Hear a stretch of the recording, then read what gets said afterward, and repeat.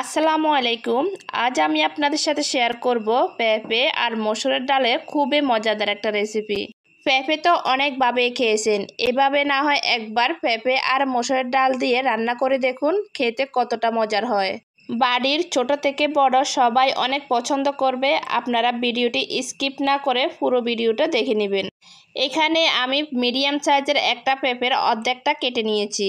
পেঁপেটা আমি এভাবে লম্বালম্বি করে কেটে নিয়েছি, আর একটু মোটা রেখে কেটে নিতে হবে। পেঁপেগুলোকে আমি ধুয়ে পরিষ্কার করে নিয়েছি। আর এখানে প্রায় 100 গ্রামের মতো আমি মসুর ডাল নিয়েছি। আমি আমার পরিমাণ মতো নিয়েছি, আপনারা আপনাদের পরিমাণ মতো নিয়ে নেবেন।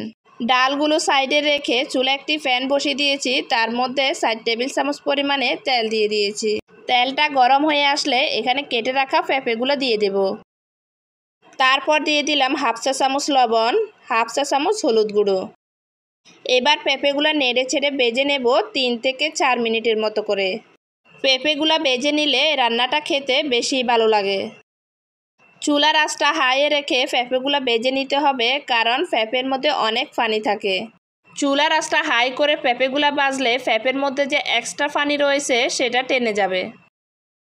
এই যে দেখুন, পেঁপেগুলো ভাজতে ভাজতে পেঁপের কালারটা কিন্তু চেঞ্জ হয়ে আসছে। পেঁপের এই রেসিপিটা কিন্তু খেতে ভীষণ মজা হয়। আপনারা ফুল ভিডিওটি দেখতে থাকুন, আর আশা করছি খুবই ভালো লাগবে। আমার পেঁপেগুলো কিন্তু ভাজা ফ্রাই হয়ে আসছে। এখন আমি পেঁপেগুলো উঠিয়ে নেব। একটা চামচ দিয়ে আমি তেল জড়িয়ে উঠিয়ে নিচ্ছি।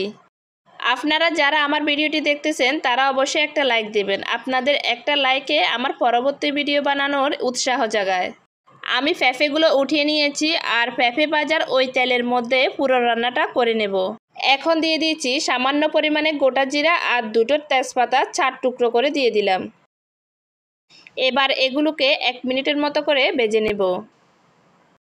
এবার দিয়ে দিব একটা বড় সাইজের পেঁয়াজ কুচি।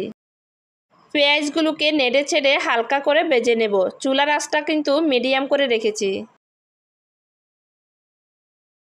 পেঁয়াজটাকে কিন্তু অবশ্যই আগে দিয়ে এভাবে ভেজে নিতে হবে। এখন দিয়ে দিব 1 চা চামচ পরিমাণে আদা আর রসুন বাটা। এবার আদা রসুনটাকেও কিন্তু কিছুক্ষণ নেড়ে ছেড়ে ভেজে নিব, কাঁচা গন্ধটা চলে যাওয়া পর্যন্ত। এভাবে করে প্রায় 2 থেকে 3 মিনিট পর্যন্ত ভেজে নিচ্ছি। আর চুলার আঁচটা কিন্তু মিডিয়ামে রাখতে হবে, না হলে কিন্তু পুড়ে যাবে। এখন দেব স্বাদ মতো লবণ। লবণটা কিন্তু বুঝিয়ে দিতে হবে, কারণ পেঁপে ভাজার সময় লবণ দিয়েছিলাম। এবার এখানে নিয়েছি 1 চা চামচ হলুদের গুঁড়ো, 1 চা চামচ মরিচের গুঁড়ো আর 1 চা চামচ ধনিয়া জিরের গুঁড়ো। এখন সব কিছু একসাথে দিয়ে দেব। সামান্য একটু পানি দিয়ে দিলাম যাতে মশলাটা পুড়ে না যায়। এবার সব কিছু একসাথে ভালো করে মিশিয়ে নিচ্ছি। এখন একটা টমেটো কুচি করে দিয়েছি। আমি যতটুকু পেঁপে রান্না করব ঠিক ততটুকু পরিমাণে মশলা দিয়েছি। আপনারা যদি এর থেকে বেশি রান্না করেন তাহলে মশলার পরিমাণটাও কিন্তু আর একটু বাড়িয়ে দিতে হবে।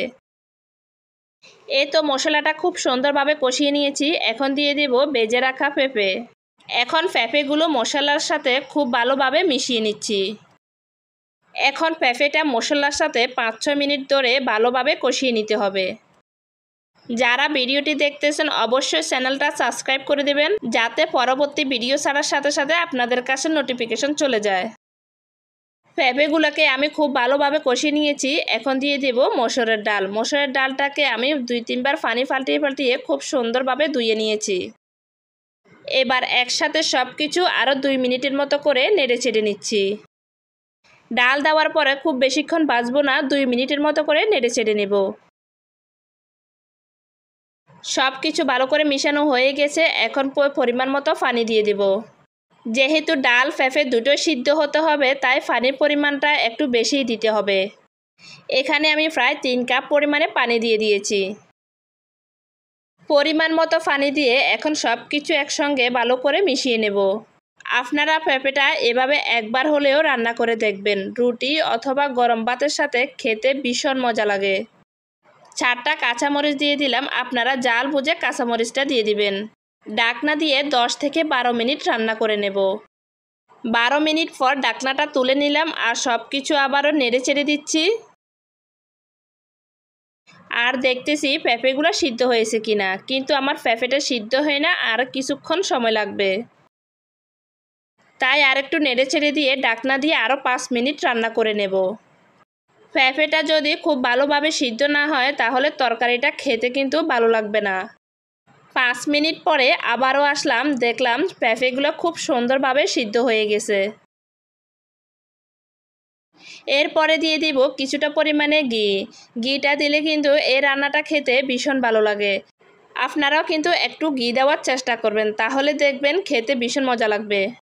এখন ঘিটা সব কিছুর সাথে ভালো করে মিশিয়ে নিচ্ছি। আমার রান্নাটা কিন্তু প্রায় হয়ে গেছে, আর বেশিক্ষণ রান্না করব না।